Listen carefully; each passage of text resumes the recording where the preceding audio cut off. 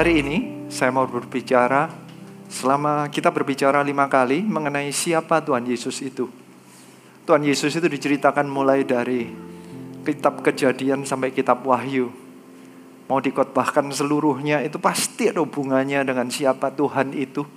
Siapa Tuhan Yesus itu. Siapa dan apa yang Tuhan bisa lakukan dan siapa Tuhan yang kita sembah. Itu dijelaskan dari kitab demi kitab, ayat firman Tuhan itu menjelaskannya semua.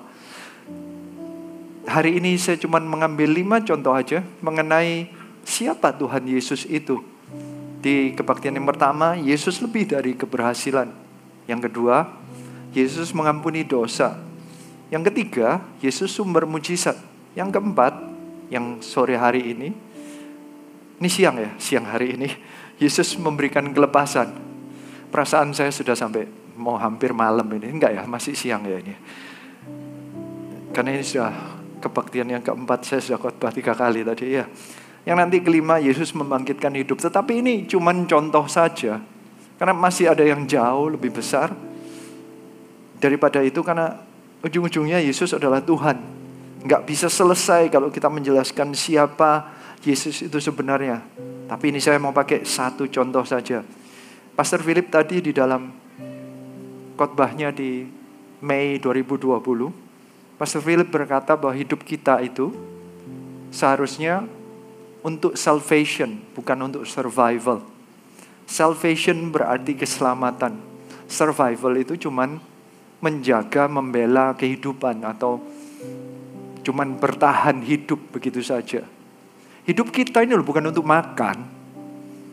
Kita makan bukan cuma untuk bertahan hidup. Kita diciptakan bukan cuma untuk cari uang supaya kita bisa makan dan bertahan hidup. Hidup kita itu diciptakan untuk mendatangkan keselamatan. Tuhan Yesus bahkan menjelaskannya dengan misinya ke dunia. Dia mati di atas kayu salib untuk menyelamatkan jiwa demi jiwa. Hari ini saya mau memberikan contoh yang sore hari ini mengenai siapa Tuhan itu dengan salah satu contoh yang dengan sengaja ditunjukkan oleh Alkitab, bahwa dia melakukannya dengan sengaja hanya untuk menyelamatkan satu orang. Kalau kita tidak menangkap siapa Tuhan Yesus itu dan tujuan kehidupannya, kita bisa salah tangkap. Ini begitu penting, maka itu poin pertama dari khotbah ini adalah pertanyaan siapa Yesus bagi kita. Ini begitu pentingnya. Itu di Matius 16 ayat 13. Tuhan Yesus tanyakan ini kepada murid-muridnya. Kata-katanya demikian. Setelah Yesus tiba di daerah Kaisarea Filipi, ia bertanya kepada murid-muridnya, kata orang, siapakah anak manusia itu? Apa sih kata orang? Orang itu punya pikiran macam-macam mengenai siapa Tuhan Yesus. Anak manusia di sini menceritakan mengenai Tuhan Yesus. Setiap orang punya sikap hati berbeda-beda, pengertian berbeda-beda. Jika pengertian yang berbeda, itu akan menimbulkan efek atau reaksi atau tindakan yang berbeda. Karena kepada siapa Anda sembah, atau siapa yang kita layani, atau bagaimana Anda melihat kekristenan, itu akan menentukan sampai titik apa prioritas kehidupan Anda, sampai titik apa Anda akan melakukannya untuk siapa. Jika Anda menganggap, ini jawabannya ayat 14, jawab mereka. Ada yang mengatakan Yohanes Pembaptis, ada juga mengatakan Elia, dan ada pula yang mengatakan Yeremia atau salah seorang dari para nabi. Kata-kata Yohanes Pembaptis itu bisa diterjemahkan mengenai bahwa Yohanes Pembaptis itu adalah orang yang mengajak orang untuk bertobat. Tinggalkan kehidupan jahatmu, bertobatlah, berbuatlah baik. Bisa saja orang itu menganggap kekristenan atau Tuhan Yesus Kristus itu cuma pendatang moral yang baik. Jadi bahkan banyak sekali yang saya temuin itu adalah orang-orang yang even tidak percaya Tuhan, beragama lain, meletakkan anaknya untuk ikut Eagle Kids karena dia menganggap bahwa kalau ditaruh di dalam kekristenan anaknya jadi orang baik. Motivasinya bukan yang lain. Bukan mengakui bahwa Yesus Kristus adalah Tuhan. Bukan. Cuman kalau anaknya ditaruh di Eagle Kids atau sekolah Kristen, anaknya lebih baik. Cuman karena kebaikan, moral saja. Ada orang-orang menganggap bahwa kekristenan itu moral baik, begitu saja. Nggak ada tujuan lain, datang ke gereja hanya supaya saya menjadi lebih baik. Ada orang-orang yang datang ke gereja hanya, aduh sudah cukup dah. Kehidupan saya yang hancur ini sudah lama, sudah cukup, saya sudah cukup tua, sekarang saya mau membaikkan diri. Datang ke gereja hanya menganggap untuk moral yang baik. Itu Yohanes Pembaptis itu gambarannya. Ada orang-orang yang menganggap Yesus cuman Yohanes Pembaptis, membawa moral yang baik. Ada juga yang mengatakan Elia.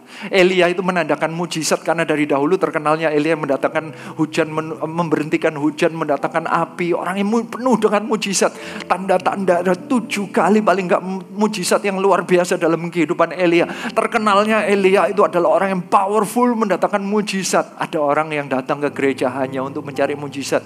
Hanya datang waktu acara-acara seperti FKA misalnya, atau acara-acara yang seperti di Jumat Agung itu, jika ada, kalau butuh kesembuhan baru datang. Kalau tidak, nggak mau datang ke gereja, nggak mau baca Alkitab, nggak mau. Tapi kalau didoakan mengenai kesembuhan mau, karena dianggap Tuhan Yesus hanya pembawa mujizat.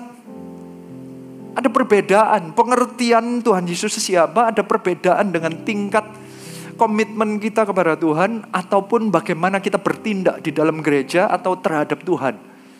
Ataupun ada yang berkata, ada yang mengatakan Yeremia atau salah seorang dari para nabi ini bisa saya kategorikan, Yeremia adalah cuman seseorang yang berkata-kata mengenai masa depan. Ada orang-orang yang datang kepada gerejanya untuk mengetahui, dinubuatin gitu loh.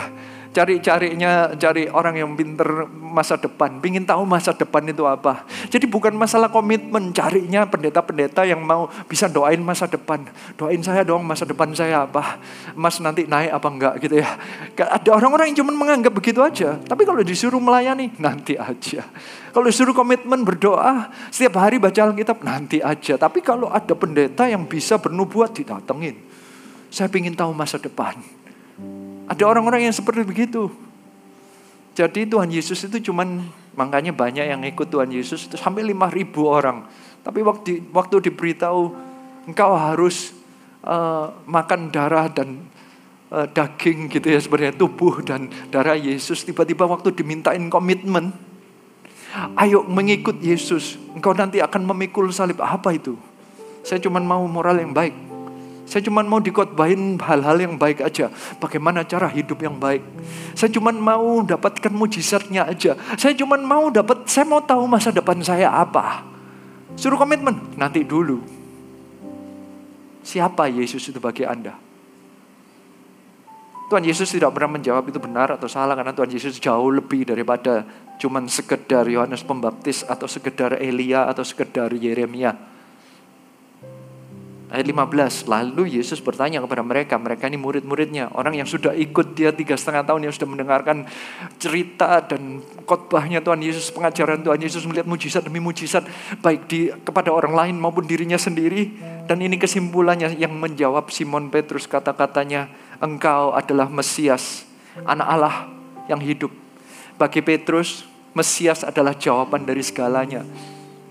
Petrus adalah seorang nelayan yang lahir di Galilea, yang hidupnya itu cuman membaca Perjanjian Lama dan mempelajari mengenai kenelayanan. Tidak ada pekerjaan yang lain, tidak ada distraction lain.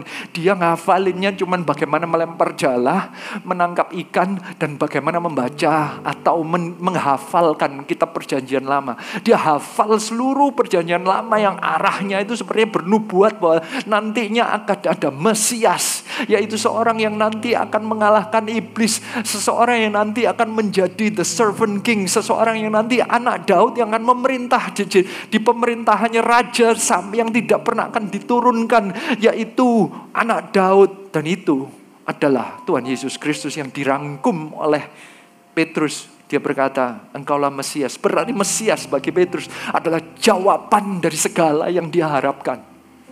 Bagi Petrus, Yesus itu segalanya.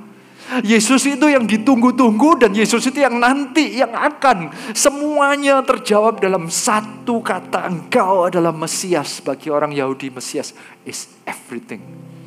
Sampai sekarang orang Yahudi yang tidak percaya bahwa Yesus adalah Mesias, Mereka itu masih menunggu Mesias. Mereka itu di hadapan tembok, satu-satunya sisa tembok di Western Wall itu, mereka berdoa sambil kepalanya bergoyang-goyang. Mereka itu berdoa minta kerinduan, Tuhan kirimkan Mesias, Tuhan kirimkan Mesias, Tuhan kirimkan Mesias. Mereka doa terus. Mereka itu pakai doanya ditaruh sini. Mereka kemana-mana itu komitmen karena mereka menunggu Mesias. Padahal Mesias sudah datang.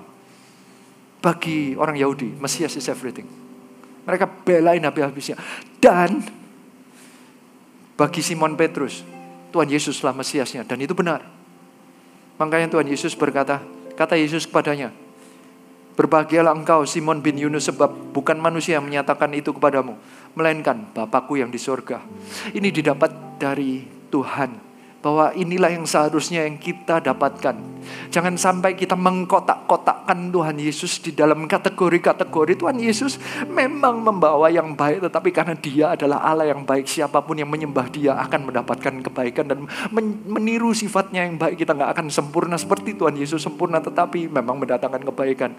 Tuhan Yesus memang memberikan mujizat, tetapi Dia bukan hanya sumber mujizat. Dia yang menciptakan segalanya. Tentunya ada mujizat karena Dia penciptanya. Dia bisa mengubahkan apapun. Nature bisa diatur oleh Dia. Badai bisa diberhentikan oleh Dia. Apapun sakit penyakit Dia bisa sembuhkan. Bahkan Dia bisa menciptakan penglihatan bagi orang yang buta. Karena Dia adalah sumber dari segala mujizat. Tapi bukan hanya itu. Dia tahu masa depan karena Yesus adalah dahulu, sekarang, dan sampai selamanya. Dia adalah Allah yang dahulu. The one who was and is to come. Dia Tuhan adalah yang kekal. Dia adalah the ancient of days. Sebelum ada waktu sudah ada Tuhan. Dia ada pre-existent dari dahulu. Dia eternal. Dia ada dari dahulu. Sebelum ada Musa ada Tuhan. Sebelum ada apa-apa ada Tuhan. Sebelum Adam ada Tuhan. Tuhan Yesus adalah segalanya. Dia bukan hanya masa depan, Dia masa lalu, sekarang, dan sampai selamanya. Dia adalah Alfa dan Omega, yang pertama dan terakhir. Dia segalanya. Hari ini saya cuma mau bercerita bahwa kita seharusnya menangkap ini. Jangan sampai kita menangkap bahwa Yesus itu hanya melakukan suatu hal yang kecil saja. Misalnya, melepaskan engkau dari segala masalahmu. Bisa Tuhan melakukannya. Tetapi poin kedua adalah Yesus bukan hanya pembawa mujizat.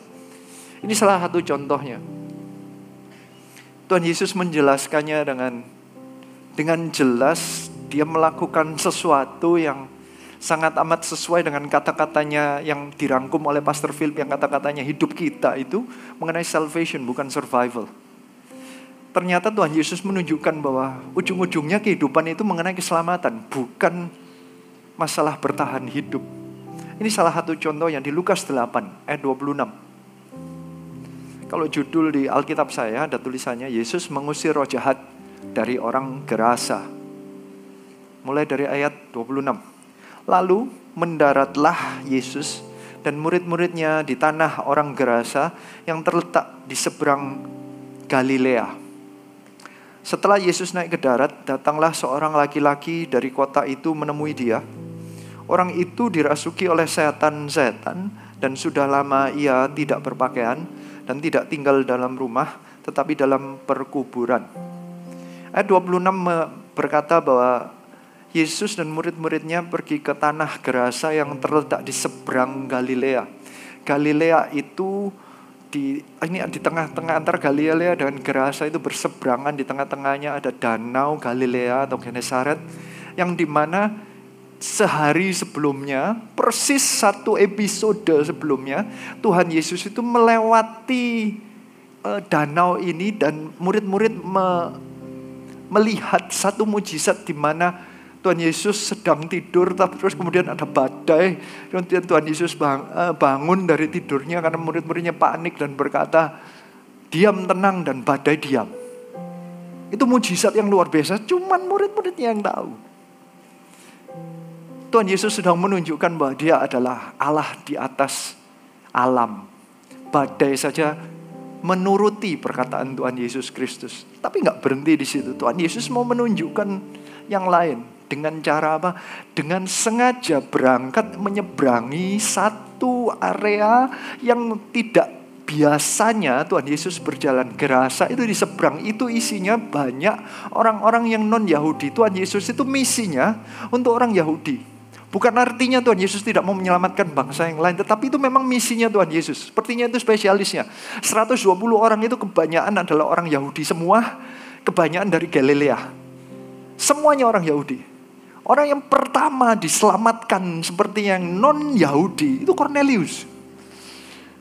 Benar-benar itu di zamannya setelah Tuhan Yesus sudah berangkat. Yang 120 yang ditinggali semuanya orang Yahudi. Tuhan Yesus itu tugasnya untuk orang Yahudi. Tetapi Tuhan itu bukan artinya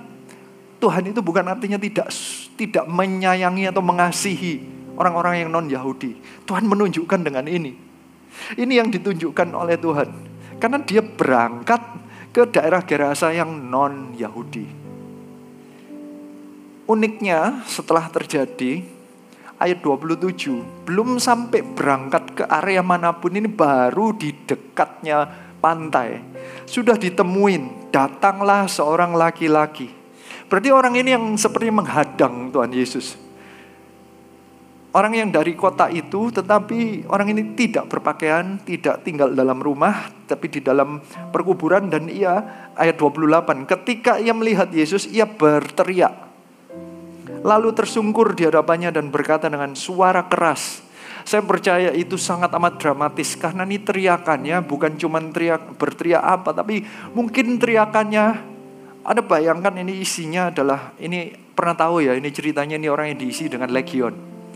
Legion itu 6.000. Saya ini pernah menemukan orang yang, setahu saya sih ini cuman orang yang dirasuki oleh setan cuman satu sih rasanya. Itu aja. Saya ini pernah berjumpa, ini di rumah saya, ini anggota CG ya kan. Saya nggak sebutin namanya, jadi saya nggak jelek-jelekin dia ya kan. Saya ini ngajak omong biasa gitu, tiba-tiba kita ini berbicara, dia kerasa bahwa dia itu bisa punya keahlian melihat-lihat gitu loh.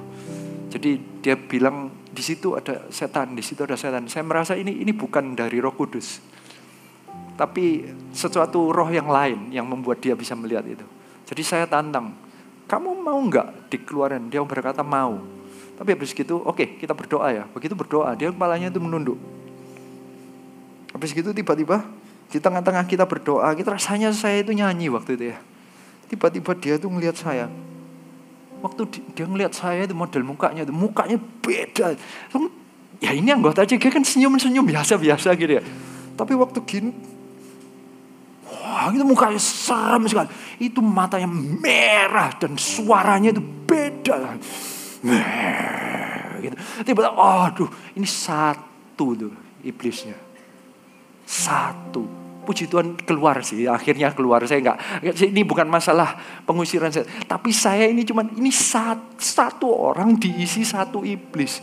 Itu mukanya berbeda, hancur, suaranya itu berbeda. Itu saya dengan dua orang yang badannya gede, pegangin dia nggak kuat. Itu kuatnya setengah mati. Diisi 6.000. Itu suara kerasnya itu saya nggak tahu suaranya kayak apa. Itu suara kornya neraka, Anda ngerti mas? Itu kalau berteriak itu mungkin bergaung-gaung dan lain-lain berkatanya. Mungkin berkata begini, apa urusanmu dengan aku? Akunya, gitu. Serius ini mungkin Anda ini menakutkan setengah mati pasti. Bagi yang tidak punya Tuhan Yesus ya. Dan dia berkatanya, hai Yesus, anak Allah yang maha tinggi. Kadang saya ini pingin ketawanya begini. Iblis aja tahu bahwa Yesus adalah anak Allah. Manusia loh, gak mau ngakuin. Ada ngerti maksudnya? Iblis aja tahu. Jelas iblis tahu. Dia tahu siapa Yesus. Tapi kita yang manusia kenapa begitu bebalnya? Gak mau nerima Yesus sebagai anak Allah yang maha tinggi. Tapi di sini kata-katanya bukan untuk mengakui. Karena iblisnya tuh percaya kalau dia bisa nyebutin nama sebenarnya, dia bisa menguasai. Itu kepercayaan zaman itu. Jadi kalau nyebut nama bisa nguasain gitu kayaknya.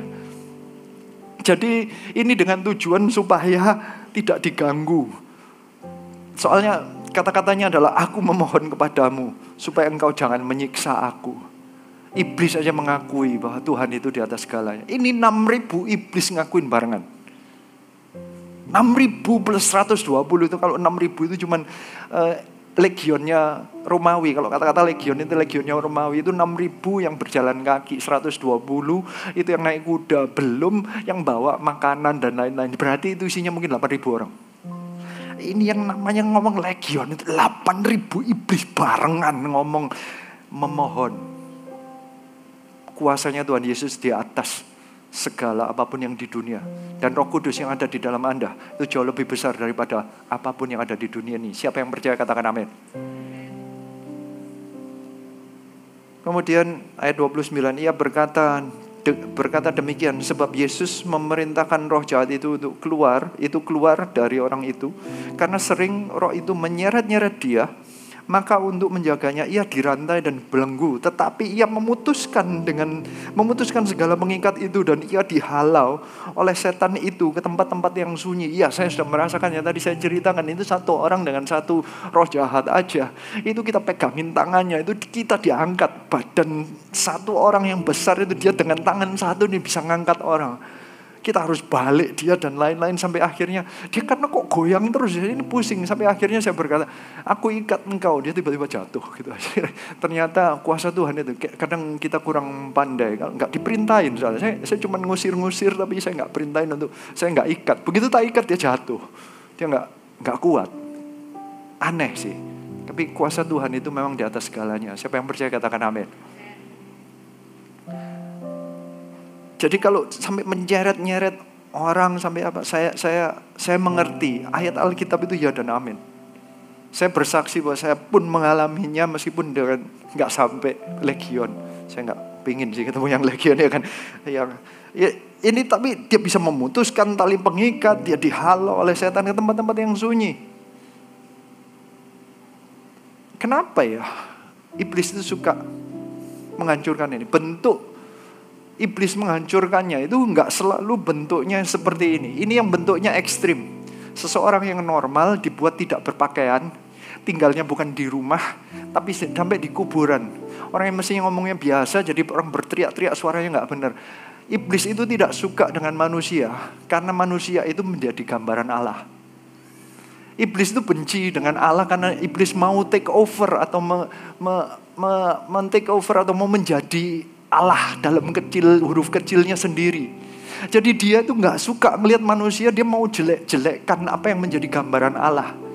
Orang yang mestinya baik dibuat jadi pemabuk. Orang yang mestinya baik dibuat menjadi suka pornografi. Orang yang mestinya baik menjadi seorang yang perselingkuhan. Orang yang mestinya baik jadi penipu. Orang yang mestinya baik jadinya jadi orang yang merampok. Orang yang mestinya baik jadi orang yang kena narkoba. Orang yang mestinya baik menjadi orang yang penjudi. Selalu ada hal-hal yang dirusakkan supaya manusia itu tidak menjadi seperti Tuhan Yesus.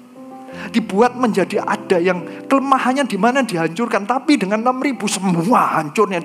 Dia nggak jadi manusia lagi, dia menjadi seperti binatang. Jika ada roh Allah, kita ini menjadi manusia, menjadi menggambarkan Allah. Gak ada yang sempurna sih, tapi itu menggambarkan Allah. Allah itu karena iblis gak suka, makanya dihancurkan seperti ini. Anda bisa bayangkan orang ini gak totally hilang begitu aja. Kadang dia diseret, kadang dia bisa dibelenggu, kemudian bisa lepas. Berarti dia itu sadar bahwa dia sekali-sekali dia itu ngerti, habis itu dia dikucilkan. Dia mengerti bahwa setiap orang melihat dia itu dengan jijik. Setiap orang melihat dia dengan ketakutan. Dia itu diusir, dikucilkan. Saya rasa dia tinggal di kuburan itu bukan hanya di bawah iblisnya. Dia sendiri tidak berani pulang ke rumah karena dia sendiri diusir. Semua orang takut kalau tiba-tiba orang ini kerasukan lagi, rumahnya yang hancur. Jadi dia malah mungkin diusir-usir. Makanya dia tinggal sendirian. Itu perasaan orang ini sendiri. Dia penuh dengan kemarahan. Mungkin dia marah karena keluargaku menghina aku, keluargaku mengucilkan aku, keluargaku. Dia bisa jadi orang meskipun gak marah pun dia temperamen, pingin marah rasanya. Meskipun dia gak kerasakan pun malah itu yang mengundang iblis bisa dengan mudah masuk. Karena dia mau marah, diusir sama orang. Dia gak punya teman, dia gak punya siapapun juga kecuali Tuhan Yesus. Orang lain gak ada yang berani. Hanya Tuhan Yesus yang bisa melepaskan dia. Dia diikat dengan begitu banyak kecanduan hanya dengan nama Yesus. Semuanya selesai. Di sini sih ada ceritanya. Ayat 30, dan Yesus bertanya kepadanya, siapa namamu? Jawabnya Legion, karena ia kerasukan banyak setan. Lalu setan-setan itu memohon kepada Yesus supaya ia jangan memerintahkan mereka masuk ke dalam jurang maut. Adakah di sana sejumlah besar babi sedang mencari makan di lereng gunung? Lalu setan-setan itu meminta kepada Yesus supaya ia memperkenankan mereka memasuki babi-babi itu. Yesus mengabulkan permintaan mereka. Lalu keluarlah setan-setan itu dari orang itu dan memasuki babi-babi itu. Kawanan babi itu terjun dari tepi jurang ke danau lalu mati lemas. Ini ceritanya unik. Pertanyaannya kenapa kok ke babi? Bisa-bisa ada beberapa kemungkinan kejadian. Bisnis babi di sana sangat baik karena banyak orang yang non-Yahudi. Ada kemungkinan yang punya babi ini bukan orang asli, orang yang non-Yahudi, tetapi mungkin orang Yahudi yang pinter berbisnis. Dia yang mestinya gak boleh megang babi, tapi berbisnis babi. Ada kemungkinan Tuhan Yesus membiarkan karena ini adalah bisnis yang sebenarnya ilegal bagi orang Yahudi, tetapi mereka lakukan hanya demi uang. Jadi kayaknya Tuhan Yesus sekaligus menghancurkan sesuatu yang ilegal dan sekaligus mengusir setannya. Tidak selasim ini biasanya. Kalau kita mengusir setan sekaligus ya, usirlah ke tempat yang tidak ada orangnya, tidak ada binatangnya, jangan kembali lagi, itu kata-katanya ya. Jadi jangan yang aneh-aneh suruh masuk ke babi. Nanti Anda makan babi yang enggak yang banyak setannya. Enggak.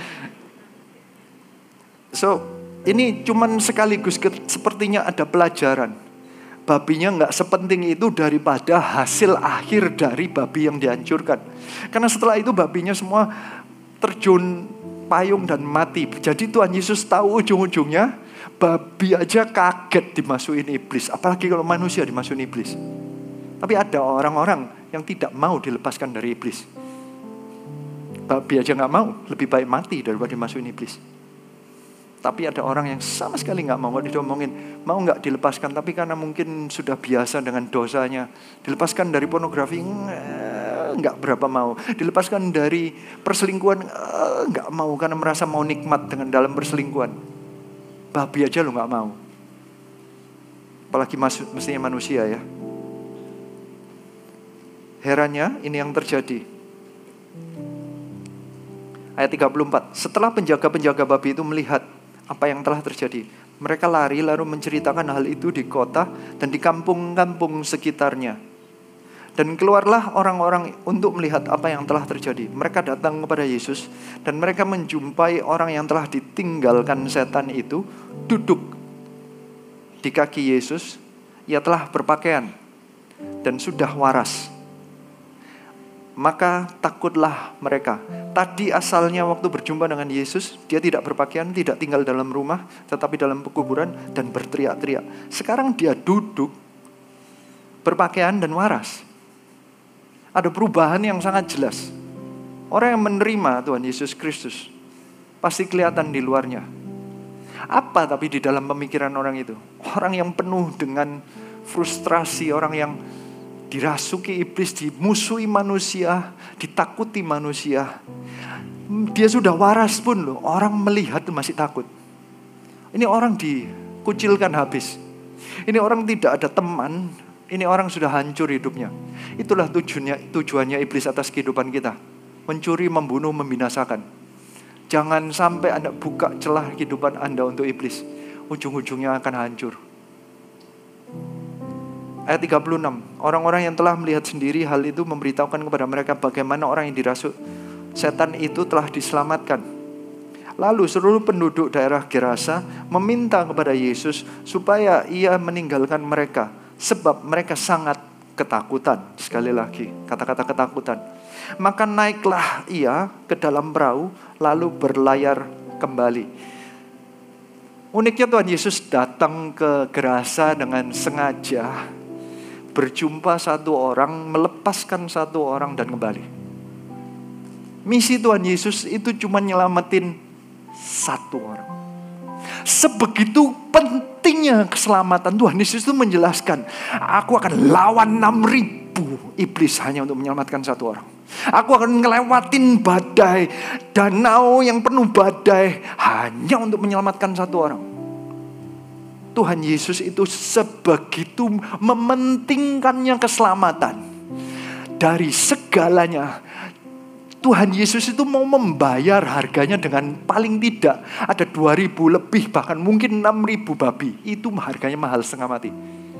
Berarti Tuhan Yesus mau dengan biaya semahal mungkin, sesulit mungkin, sejauh mungkin akan menyelamatkan satu orang. Beda dengan manusia. Kejadian yang sama, ada orang yang diselamatkan. Saya percaya di antaranya ada keluarganya orang yang kerasukan itu. Mereka munculnya takut, mereka berkata, nyelamatin orang itu harganya 2.000 babi, jangan deh. Nanti kalau kamu selamatin satu lagi, 2.000 babi lagi nanti. Berapa harganya untuk nyelamatin orang?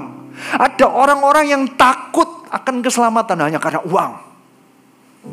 Berarti yang lebih dihargain adalah satu jiwanya orang itu lebih murah daripada 2.000 babi. Bagi mereka itu bukan masalah babinya, itu harganya berapa. Bagi mereka itu mahal. Bagi Tuhan Yesus, satu jiwa itu jauh lebih berharga. Bagi manusia, lebih berharga bisnis daripada orang. Alkitab berkata, setiap jiwa itu harganya semahal itu.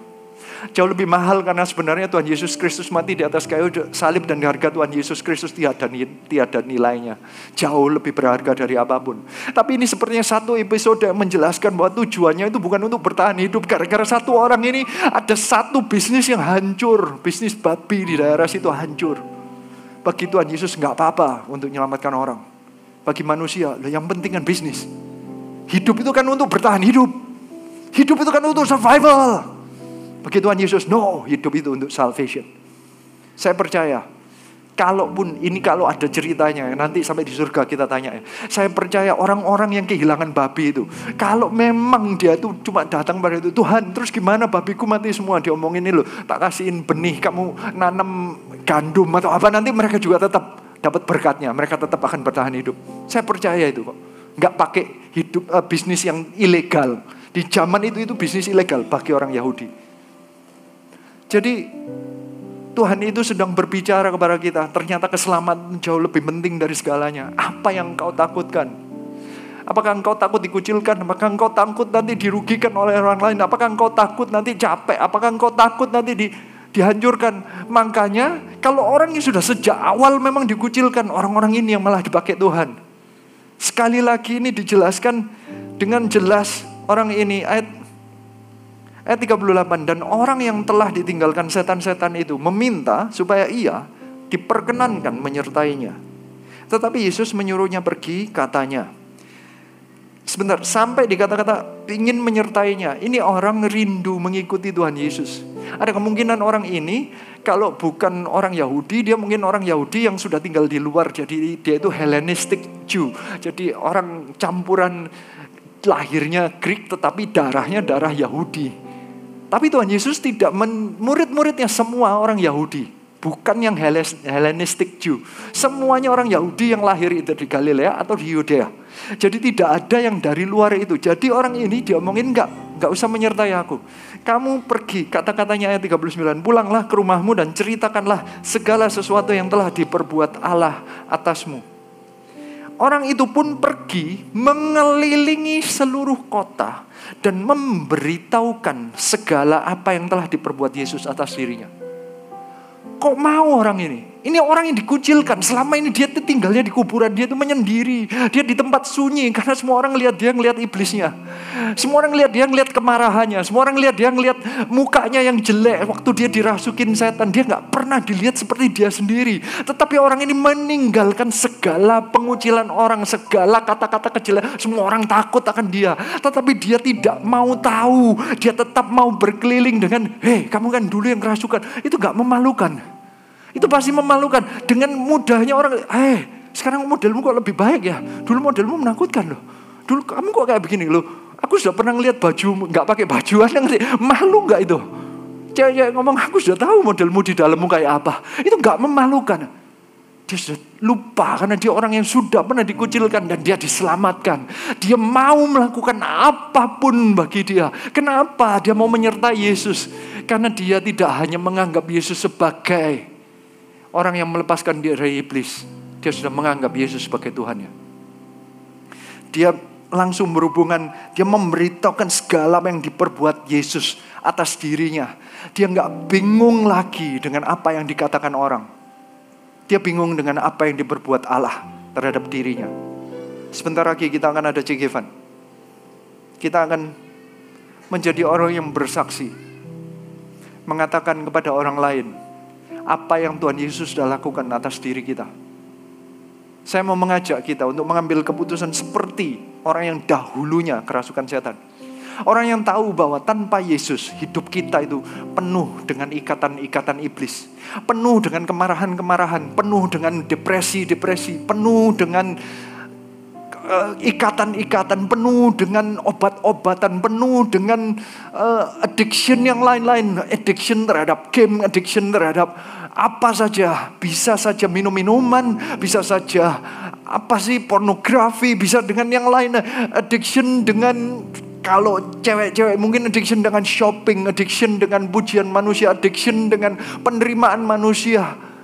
Tapi hidup kita tanpa Yesus itu hidup yang penuh dengan ikatan.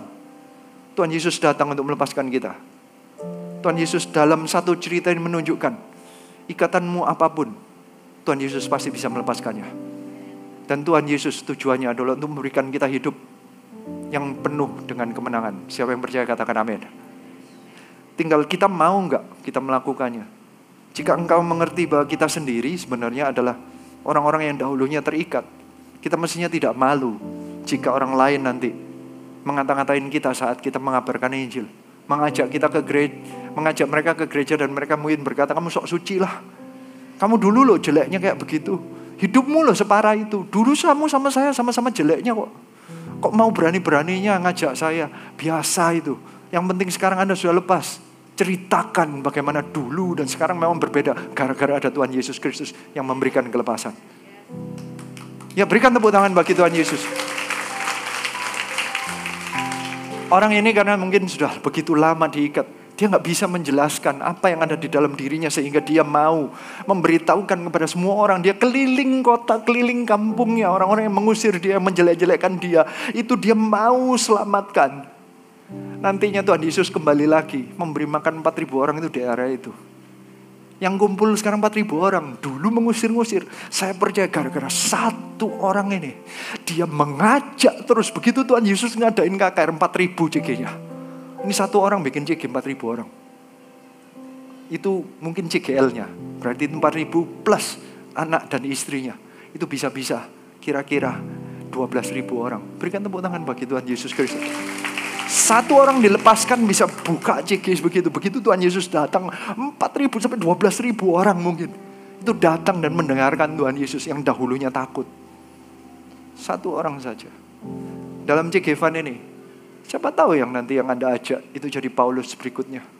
Siapa tahu yang Anda ajak nanti jadi Philip Mantova di next generation-nya. Jadi orang-orang yang menjadi pekabar Injil. Hanya karena satu orang, nanti banyak CG akan ditumbuhkan. Hanya karena satu orang dia merintis di kota mana, di negara mana. Jika nanti di antara di CG Evan Anda ada yang mau dikirimkan ke Jerman, beritahukan saya, nanti saya kirim ke Jerman ya. Jika ada orang yang mau ke Perancis, nanti saya beritahukan ya, beritahukan ke saya, nanti saya kirim ke Perancis. Kami membutuhkan banyak orang-orang yang mau berangkat ke sana. Tapi kalau orang ini nggak bisa menjelaskan kenapa dia mau menceritakan, Paulus bisa.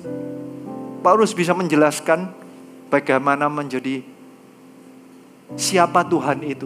Paulus itu sepertinya menjadi seseorang yang begitu jatuh cinta kepada Tuhan Yesus. Dia itu sepertinya menulis surat cinta. Dia mengarang satu kata-kata, jika saya itu dengan istri saya setiap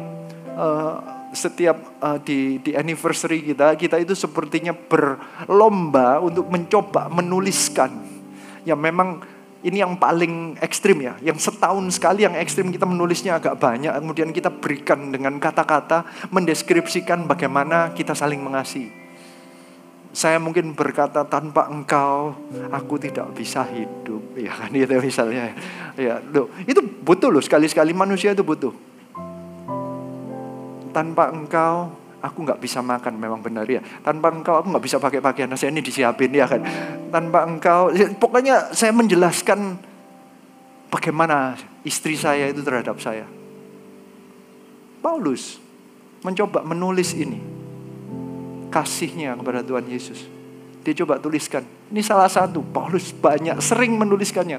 Istilahnya kalau secara teologis namanya doksologi.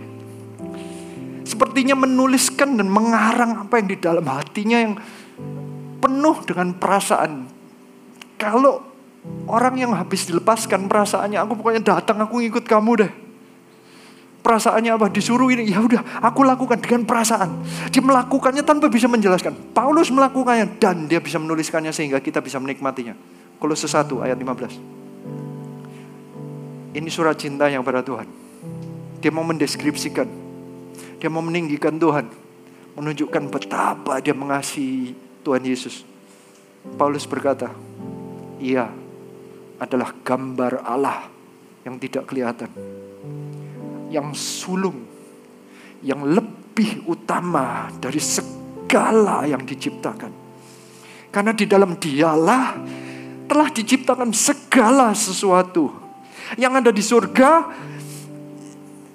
dan yang di bumi, yang kelihatan dan yang tidak kelihatan, baik singgasana maupun kerajaan, baik pemerintahan maupun penguasa, segala sesuatu diciptakan oleh Dia dan untuk Dia.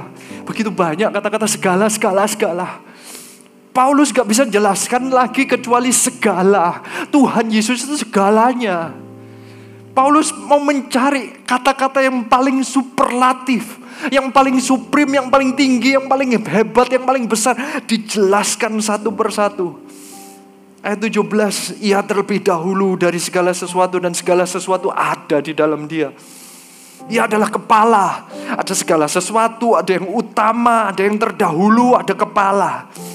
Yaitu jemaat. Ialah yang sulung, ada yang sulung pertama di atas segalanya.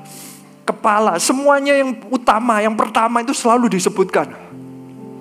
Yang pertama bangkit dari antara orang mati, sehingga ia yang lebih utama dari dalam segala sesuatu. Karena seluruh kepenuhan Allah berkenan diam di dalam Dia, dan oleh Dialah ia memperdamaikan segala sesuatu dengan dirinya, baik yang ada di bumi maupun yang ada di surga, sesudah ia mengadakan pendamaian oleh darah salib Kristus. Kelihatan sekali kasihnya Paulus terhadap Yesus.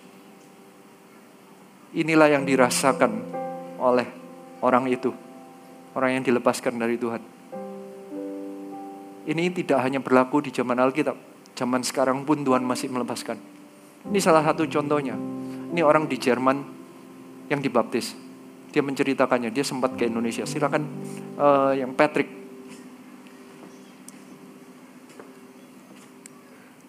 Ja, hi, ich bin Patrick. Ich möchte euch heute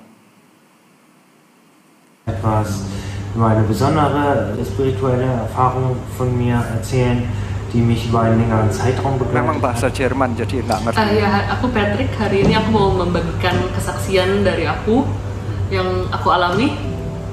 Ja, es geht darum, ich hatte sehr viele Probleme mit meiner Familie über einen längeren Zeitraum, auch schon seit meiner Kindheit, was ich vor einem Jahr begann, beim Psychologen aufzuarbeiten. Aku punya banyak masalah dengan keluargaku. Salah satunya masalah ketika aku waktu masih kecil, dan karena itu 1 tahun terakhir aku sudah pergi ke psikologi.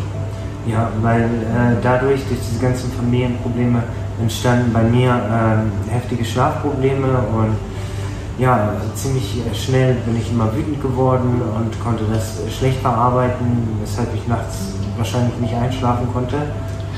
Ya, karena masalah traumaku di masa kecil ini, aku sering banyak mengalami problem untuk mengontrol kemarahan aku.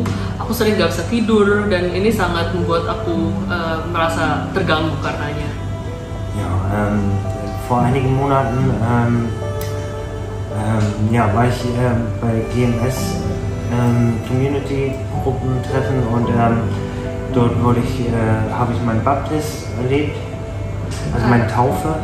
Beberapa bulan kemudian, aku bertemu dengan GMS Team yang kebetulan waktu itu datang ke Eropa dan di situ aku dibaptis.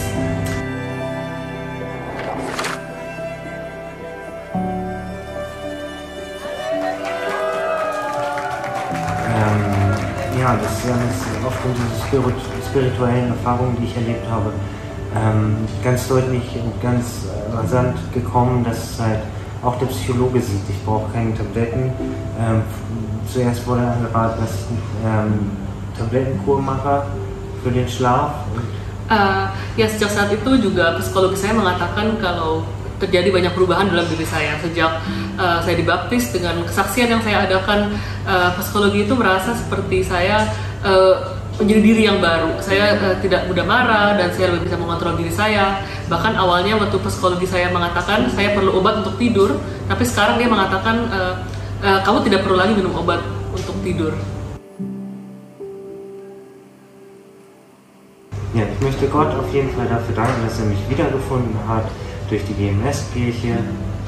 Ya, aku mau berterima kasih kepada Tuhan karena sudah menemukan saya kembali melalui Gereja Mawar Sharon. Ja, und ich wünsche allen Gottes Segen. Ne? Gott schütze euch, Gott segne euch. Tuhan berkati dan Tuhan selalu melindungi kalian semua.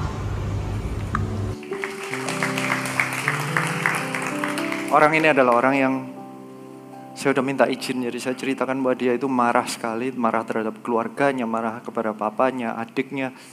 Dia itu pemarah dan sebegitu marahnya dia itu selalu stres. Sebegitu stresnya dia itu nggak bisa tidur. Dia datang ke psikologis minta obat tidur. Dan setelah dibaptis, dia sudah bisa melepaskan pengampunan. Dia dilepaskan dari segala ikatan yang lalu. Dia tidak lagi benci kepada keluarganya. Dia bisa melepaskan dari semua obat-obatannya. Dia lepas dari, rasanya sudah lepas dari rokok. Dia lepas dari begitu banyak ikatan, mungkin gak sampai 6.000, tapi banyak ikatan-ikatan yang akhirnya dilepaskan. Dia bisa berkata-kata normal dengan kita, itu sudah puji Tuhan. Dia bahkan mau menyerahkan dirinya, dia waktu kunjungan ke Indonesia khusus untuk pemberkatan nikah. Yang dahulunya cuman secara sipil, kalau di sana kan bisa. Dia menyerahkan dirinya, dia mau mengikut Tuhan, dan dia mau bersama-sama dengan kita membangun Gereja Mawar Sharon. Berikan tepuk tangan bagi Tuhan.